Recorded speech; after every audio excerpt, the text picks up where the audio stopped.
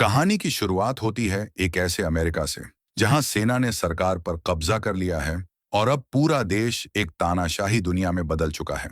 यहां हर चीज पर एक ही आदमी का राज चलता है, मेजर। उसकी हुकूमत में लोगों के पास आजादी का कोई मतलब नहीं बचा। बस डर और आदेश ही जिंदगी बन चुके हैं। इसी बीच सरकार ने लोगों के मनोरंजन और कंट्रोल के लिए एक खतरनाक प्रतियोगिता शुरू की, द लॉन्ग वॉक। इस घातक रेस में 50 लोगों को चुना जाता है और जो आखिरी तक चलता रहता है वही जीतता है। इनाम में मिलती है शोहरत, दौलत और एक ऐसी मनोकामना जो वो चाहे। पूरा इवेंट टीवी पर लाइव दिखाया जाता है ताकि देश के लोग इसे देख सकें और मेहनत की कीमत समझ सकें। इस साल मैनर राज्य से सिर्फ एक लड़का चुना गया है, रे।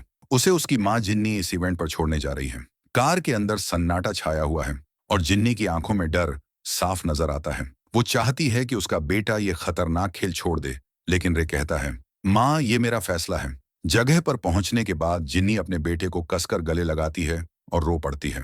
रे उसे शांत करता है और आगे बढ़ जाता है। वहां उसकी मुलाकात एक हंसमुख लड़के पीटर से होती है। बाकी प्रतिभागी भी आपस में बातें कर रहे होते हैं, लेकिन कर्ली नाम का एक लड़का बार बार इधर उधर घूमता रहता है। वो कहता है कि उसकी उम्र 18 साल है, पर कोई उस पर यकीन नहीं करता। कुछ देर बाद मेजर खुद वहां आता है। वो हर प्रतिभागी को एक मेटल टैग देता है जिस पर उनका नंबर लिखा होता है और कहता है, अब तुम बच्चे नहीं रहे, अब तुम मर्द हो। फिर वो भाषण देता है कि द लॉन्ग वॉक का असली मकसद लोगों को मेहनत और संघर्ष की अहमियत याद दिलाना है, क्योंकि युद्ध के बाद देश की हालत बहुत बुरी हो चुकी है। हर साल इस इवेंट के बाद देश की प्रोडक्शन और काम करने की दर बढ़ जाती है। इसलिए मेजर को पूरा यकीन है कि ये प्रतियोगिता वाकई काम करती है और देश की असली समस्या लोगों की आलस है। जब वो भाषण दे रहा होता है तभी प्रतिभागियों को स्पीड मापने वाले ब्रेसलेट पहनाए जाते हैं। इसके बाद मेजर सबको नियम बताता है। इस दौड़ में कोई फिनिश लाइन नहीं है और सभी को तब तक चलते रहना है जब तक सिर्फ एक इंसान बच न जाए। हर प्रतिभागी को 3 मील प्रति घंटे की स्पीड बनाए रखनी होती है। अगर कोई इससे धीमा चलता है तो उसे पहला चेतावनी संकेत मिलता है। 10 सेकंड में स्पीड ठीक न करने पर दूसरी वार्निंग और तीसरी चेतावनी के बाद गोली मार दी जाएगी। अगर कोई सड़क से नीचे उतारा तो उसे बिना चेतावनी के तुरंत गोली से उड़ा दिया जाएगा। मेजर अपने भाषण को खत्म करते हुए सबको चिल्लाने के लिए कहता है, फिर हवा में बंदूक चलाकर द लॉन्ग वॉक की शुरुआत करता है। लड़के चलना शुरू करते हैं और उनके पीछे फौजी ट्रक चलते हैं जो हर पल की रिकॉर्डिंग कर रहे होते हैं। सड़कें सूनी हैं क्योंकि दर्शकों को सिर्फ आखिरी हिस्से में आने की अनुमति होती है। शुरू में बस वो लोग देखने आते हैं जो उस रास्ते के आसपास रहते हैं। जब लड़के गुजरते हैं तो एक पुलिस वाला उन्हें सलामी देता है, लेकिन गैरी गुस्से में उसे बीच की उंगली दिखाता है और जमीन पर थूक देता है। शुरुआत में सभी गंभीर और ध्यान केंद्रित रहते हैं, लेकिन जब वो 5वां मील पार करते हैं तो कई लड़के आपस में बातें करने लगते हैं। तभी स्टेबन थोड़ा धीमा चलता है और तुरंत उसे एक चेतावनी मिलती है जिससे वो अपनी स्पीड ठीक कर लेता है। बाकी लड़के सोचते हैं कि शायद उसने जानबूझकर ये किया ताकि वो नियमों की हद जान सके। थोड़ी देर बाद गैरी के जूते में एक पत्थर चला जाता है और उसे रुकना पड़ता है। तभी सिपाही उसे एक के बाद एक चेतावनियां देने लगते हैं। तीसरी चेतावनी मिलते ही सिपाही बंदूक तान देता है, लेकिन गैरी आखिरी सेकंड में जूता पहनकर दोबारा चल पड़ता है। बाकी लड़के उसे पागल कहते हैं, लेकिन गैरी मुस्कुराते हुए कहता है, कम से कम मुझे थोड़ी देर आराम तो मिल गया। जब सभी लड़के करीब 7वां मील पार कर लेते हैं तो वो इनाम को लेकर बातें करने लगते हैं। आर्थर साफ कहता है कि वो यहाँ सिर्फ पैसे के लिए आया है, लेकिन रे कहता है, जिंदगी में पैसे से भी ज्यादा अहम चीजें होती हैं। बाकी लड़के उसकी बात पर हंसते हैं तो रे गुस्से में सिस्टम के खिलाफ बोलने लगता है। वो कहता है, सरकार हमें ये सोचने पर मजबूर करती है कि हमने खुद ये गेम ज्वाइन किया है, लेकिन असल में उन्होंने हमें इतना गरीब और बेबस बना दिया है कि हमारे पास कोई और रास्ता ही नहीं बचा। कुछ लड़के डर जाते हैं और कहते हैं कि ऐसे बोलना टीवी कैमरे पर अच्छा नहीं लगेगा, लेकिन पीटर रे की बात से सहमत होता है। वो कहता है कि अगर वो जीत गए तो वो ये पैसे लोगों की मदद में लगाएगा। इसके बाद पीटर एक सिगरेट जलाता है। हैंक उसे मना करता है, लेकिन आर्थर मुस्कुराते हुए बोलता है, थोड़ी मुझे भी दे दे। सबके बीच हंसी मजाक चल रहा होता है। तभी रिचर्ड भीड़ को चीरते हुए आगे आता है। वो सबके नाम और नंबर नोट कर रहा होता है क्योंकि वो द लॉन्ग वॉक पर एक किताब लिखना चाहता है जिससे वो मशहूर हो जाएगा। पीटर मजाक में कहता है, अगर तू जीत गया तो वैसे ही अमीर और मशहूर हो जाएगा, फिर किताब की क्या जरूरत। थोड़ी देर बाद अचानक कर्ली दर्द से चिल्ला उठता है। उसके पैर में भयंकर ऐंठन पड़ जाती है और वो धीरे चलने लगता है। सिपाही उसे चेतावनी देते हैं तो रे और पीटर दोनों उसे हिम्मत देते हैं और चलने में मदद करते हैं। कर्ली खुद को संभालने की कोशिश करता है, लेकिन दर्द इतना ज्यादा होता है कि वो जमीन पर गिर जाता है। तीसरी चेतावनी मिलते ही सिपाही बिना देर किए गोली चला देता है और कर्ली वहीं मर जाता है। ये सब देखकर रे के कदम धीमे पड़ जाते हैं और उसे भी एक चेतावनी मिल जाती है। पीटर तुरंत उसे झटका देता है, चलते रहो रे, रुकना मौत है। कुछ देर बाद मेजर खुद सड़क पर आता है और भाषण देने लगता है, हमारा एक साथी बहादुरी से गिरा है और हमें उसे सम्मान के साथ याद रखना चाहिए। रे एक सिपाही से अपनी कैंटीन में पानी भरने को कहता है और उसी वक्त वो सिपाही की बंदूक को हल्के से छू लेता है, जैसे मौत को चुनौती दे रहा हूं। थोड़ी देर बाद जब पीटर को पेशाब लगती है तो वो बिना रुके सड़क के बीचों बीच पेशाब कर देता है। बाकी लड़के उसे देखकर हंस पड़ते हैं, लेकिन माहौल के अंदर अब डर और तनाव साफ महसूस होने लगता है। जब सभी लड़के 17वां मील पार कर रहे होते हैं तो उन्हें सड़क किनारे एक छोटी लड़की दिखती है जो रे का नाम लेकर उसे हौसला दे रही होती है। बाकी लड़के मजाक में कहते हैं, देखो रे, तेरी फैन तो मिल गई। हालांकि वो लड़की बहुत छोटी होती है, फिर भी सब हंसने लगते हैं। अचानक आगे चल रहा एक लड़का दौरे से गिर पड़ता है। सिपाही उसे चेतावनियां देने लगते हैं, जबकि गैरी उसके ऊपर से छलांग लगाकर कहता है, देखो छिपी हुई बीमारियां अब काम आई। कुछ ही सेकंड में सिपाही गोली चला देते हैं और वो लड़का वहीं मर जाता है। गैरी मुस्कुराते हुए कहता है, एक और प्रतियोगी कम, अब जीत के चांस ज्यादा हैं। जब सभी 25वां मील पार करते हैं तो गैरी एक नए लड़के रैंक को परेशान करने लगता है। रैंक पहले तो उसकी बातों को नजरअंदाज करता है, लेकिन जब गैरी उसकी मां का अपमान करता है तो वो गुस्से में उसे मुक्का मारने की कोशिश करता है। गैरी उसके सारे वार बचा लेता है और रैंक जमीन पर जोर से गिर जाता है। वो समय पर उठ नहीं पाता और सिपाही उसे गोली मार देते हैं। बाकी लड़के गुस्से में गैरी पर चिल्लाते हैं, तेरे जैसा घटिया इंसान भी यहाँ चल रहा है, हमें इंतजार है तेरी बारी का। थोड़ी देर बाद एक और लड़का चलते चलते ही शौच करने की कोशिश करता है, लेकिन रफ्तार बनाए नहीं रख पाता। कुछ ही सेकंड में उसे भी गोली मार दी जाती है। जब सभी 35वां मील पार करते हैं तो मेजर दोबारा आता है और उन्हें पहली रात तक जिंदा रहने पर बधाई देता है। वो बड़े बड़े शब्दों में भाषण देता है ताकि ये सब उसे देशभक्ति का काम समझे। इसी दौरान रे थकान से ऊँघने लगता है और अपनी मां के सपने देखने लगता है। उसकी चाल धीमी पड़ते ही सिपाही उसे चेतावनी देते हैं। पीटर उसे झकझोर कर उठाता है, रे जाग, वरना तुझे भी गोली लग जाएगी। थोड़ी देर बाद वो दोनों चलते हुए अपने परिवारों के बारे में बातें करने लगते हैं, लेकिन फिर से रे की चाल धीमी पड़ जाती है और उसे दूसरी चेतावनी मिलती है। वो फौरन तेज चलने लगता है, लेकिन कुछ कदम बाद ही ठोकर खाकर गिर जाता है, जिससे उसे तीसरी चेतावनी मिल जाती है। अब नियम के मुताबिक उसे अगले 3 घंटे बिना गलती के चलना होगा, तभी उसकी चेतावनियां हटेंगी। पीटर उसे हिम्मत देता है, लेकिन रे घबरा जाता है और छिड़कर कहता है, तू सिर्फ दिखावा कर रहा है पीटर, तुझे मेरी परवाह नहीं। लड़के अब एक तेज और खड़ी पहाड़ी पर पहुंच चुके हैं। यहाँ चलना पहले से कहीं ज्यादा मुश्किल हो जाता है। कुछ ही देर में सबकी सांसें फूलने लगती हैं और कई लड़के थकान से गिर पड़ते हैं, जिन्हें सिपाही तुरंत गोली मार देते हैं। रे कोशिश करता है कि वो पीछे मुड़कर न देखे, क्योंकि हर कदम पर मौत उसका पीछा कर रही है, मगर गैरी उसे लगातार ताने मारता रहता है। धीरे धीरे रे की रफ्तार कम होने लगती है, तभी पीटर उसे पकड़कर गिरने से बचा लेता है।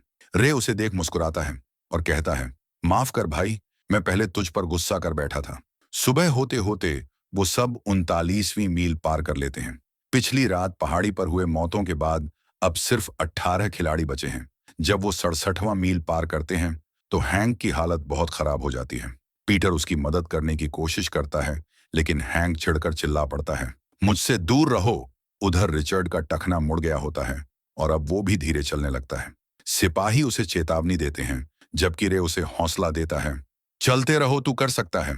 लेकिन रिचर्ड की हिम्मत जवाब दे देती है और वो जमीन पर गिरकर मर जाता है।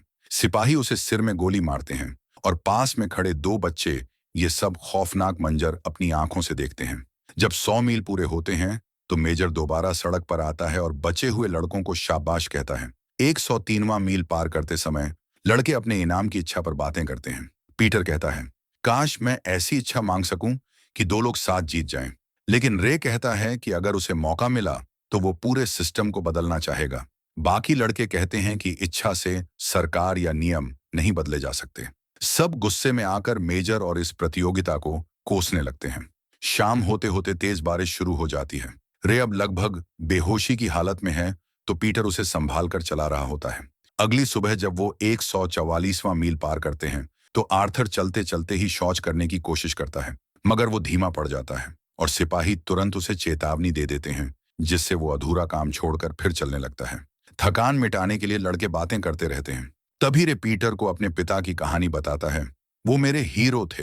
वो मुझे फिलॉसफी जैसी प्रतिबंधित चीजें सिखाते थे। सरकार उन्हें गद्दार मानती थी, लेकिन मेरे लिए वो अब भी सबसे बड़े इंसान थे। रे अपने सबसे बड़े राज को पीटर के सामने खोलता है।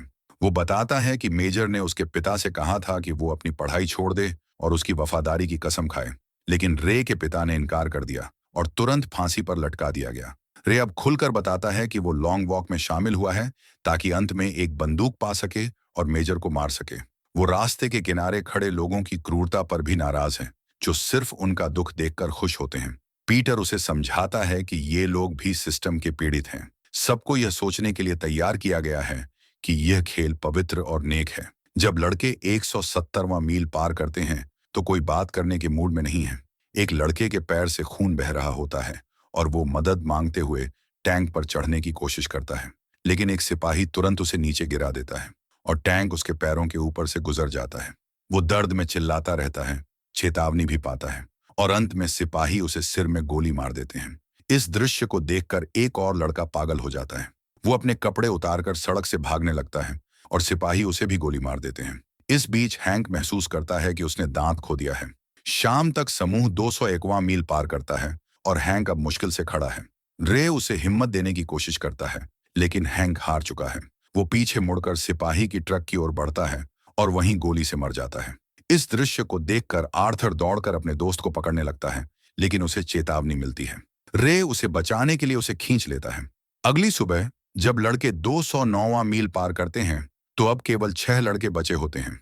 वे सब याद करते हैं कि हैंक की एक पत्नी थी और तय करते हैं कि विजेता कुछ पैसे उसकी पत्नी को देगा। इस बातचीत में गैरी शामिल नहीं होता, जिससे वो खुद को अलग थलग महसूस करता है।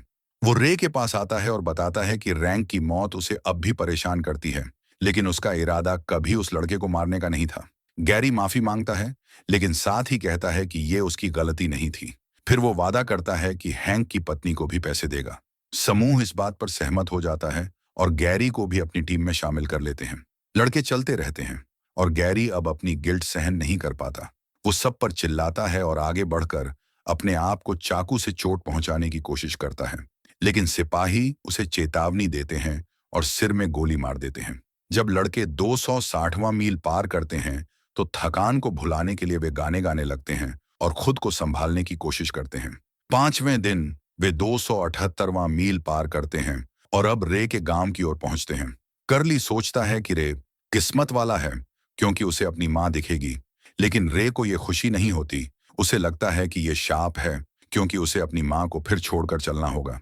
जब वे 286वां मील पार करते हैं और शहर में कदम रखते हैं, तो रे का एक जूता टूट जाता है।